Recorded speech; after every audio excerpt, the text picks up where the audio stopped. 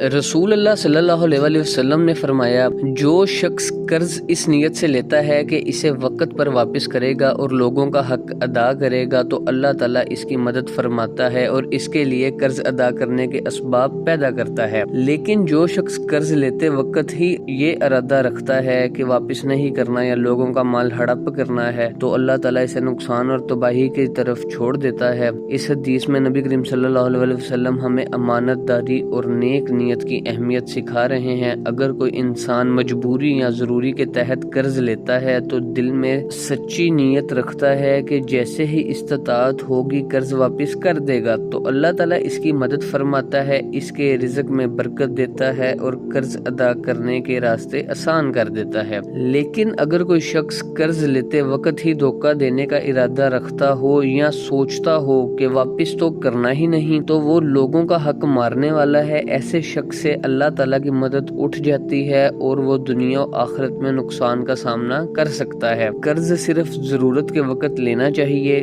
कर्ज लेते वक्त वापस करने की सच्ची नीयत होनी चाहिए। दूसरों का हक अदा करना मुसलमान की जिम्मेदारी है।